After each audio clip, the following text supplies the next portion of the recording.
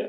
All right, welcome to Witchpolice Radio. I'm doing another one of these quick hits episodes, which is a short conversation, micro interview, I started calling them, which is, I kind of like the sound of that. And this is with someone who's been on the show quite a bit, but not for years. I mean, in the early days of the podcast, I think you were sort of one of the go-to guys whenever we needed a guest to come on the show, because you were in Up and Adam, and you were, making music, and it just seemed like, oh, Bill Adam's around. Let's get him on the show and talk about what he's up to. So it's been like probably 6 or 7 years now since you've been on the podcast. Oh, at least. At least, At right? least. I think like the last time I did one was maybe with Ryan, that one off time. Yeah. Me I and think Ryan came on because I think Justin was supposed to come on and he bailed last second. Something like that. Yeah. So anyway, I'm glad you're here again.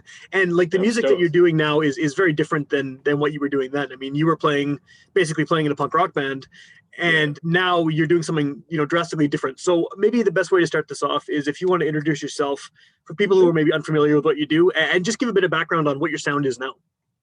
Okay. Name's Adam Parsons.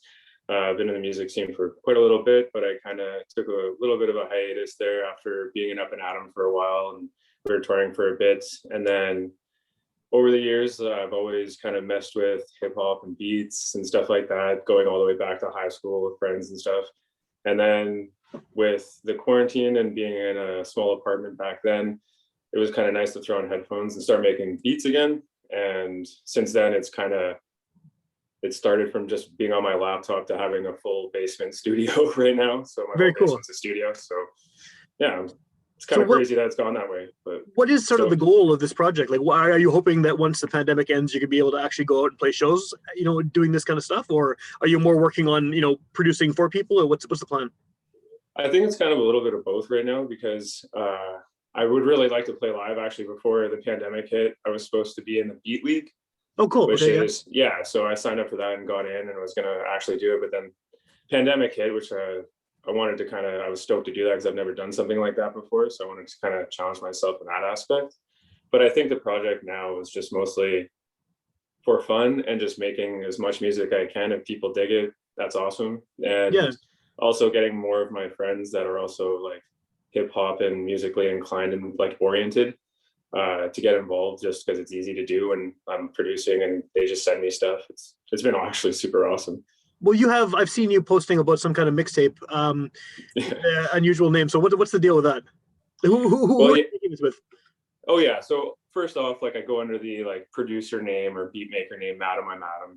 And I have 3 beat tapes that I released. So it's on all platforms and stuff like that. But what you're talking about is the Fresh Boys. The Fresh Boys, right?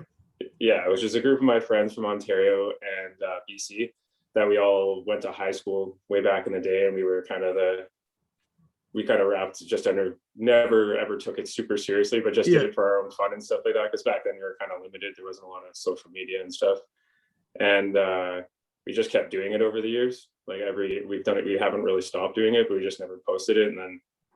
Now we're just like, hey, let's just try it. What's to lose right now? Yeah. Well, you might as well, right? Yeah, we're all in our mid-30s. What's to lose? Like, we all still want to make music. It's like, who cares, Yeah, that's cool. So when is that actually coming out? Is that coming out as a formal release? Yeah. Like right now, I'm just releasing it as singles. So like every couple of weeks or every month, I'm just kind of as I finish them, I'm releasing them. Okay. And then at the end, I'm going to put them all together, and I've actually ordered cassettes. So I'm actually going to do an actual mixtape, kind of old school style, stuff like that. I've been kind of had it on the mind for a while, and then we were all like, let's do it. We all threw in money and just get them, because like a cassette put out an actual mixtape. That's awesome. Especially considering how long it's been in the works, right? It's kind of cool that finally now you're actually releasing this. That's awesome. What is the creative process like for this, and how does it differ from being in a punk band? Because I know you have all this experience of being in punk bands and hardcore bands, like dating back decades now, and so you have that. You're good with that, right? You know how that works. But how does the process change when it comes to creating music? In this setup.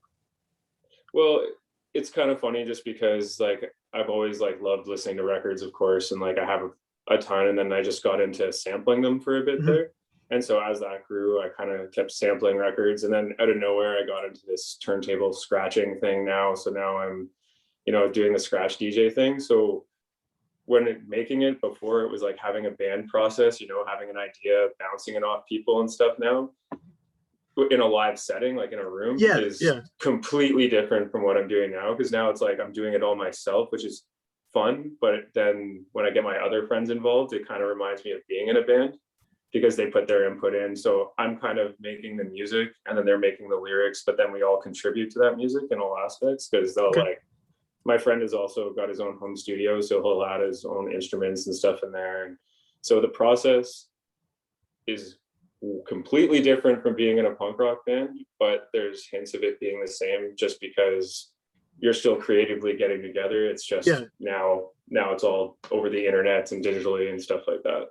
Do you like the kind of solitary aspect of it, where you can just sit there, in your home studio and just work on beats for forever?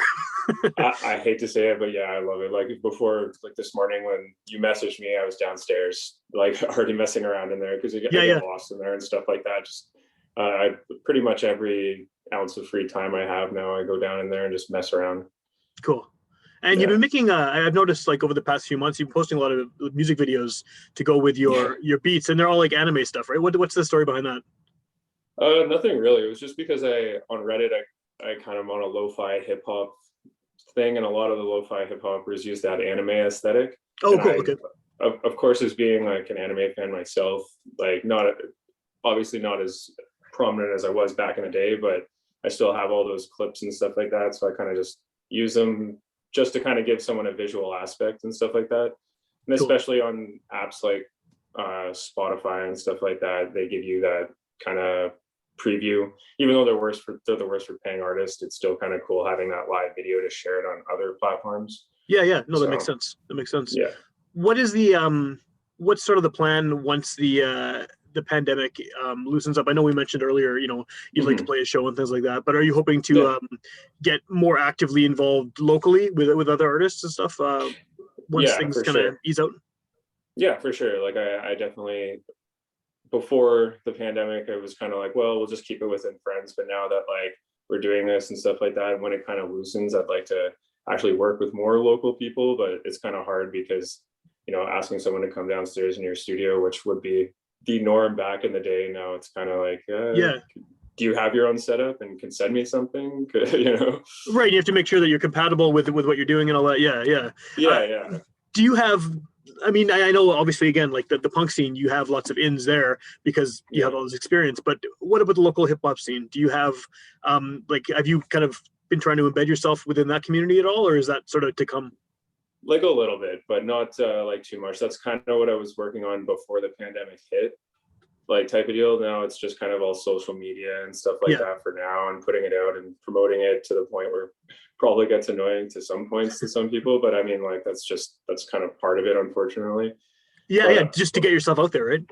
Yeah, exactly. So like, and messaging people and trying to work with people and stuff like that. It's just the pandemic definitely slows that process down.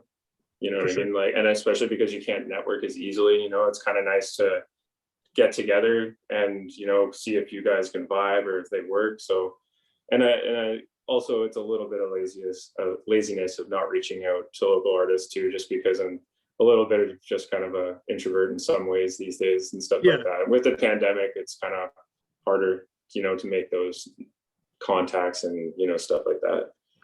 If someone wants to hear your stuff, what's the best way to do it? I know you said it's all over the place online, but like you mentioned earlier, Spotify sucks for paying artists, right? What would you prefer people use to check out your stuff? Honestly, I don't really have a preference because I just kind of, it's the whole point of like the whole reason I posted it everywhere, because I figure I might as well use all platforms. So whatever is most convenient. So it's whatever's most convenient for everybody else. So it's on everything like Amazon, Apple, Spotify, Bandcamp, Deezer, all those like European apps and stuff like that. Because I signed up for DistroKid, which a lot of people sign up for. Right, they just do it all for you, right? Yeah, pretty much. You pay like a yearly fee, and it's all the money goes directly to the artist, which is nice. That's cool.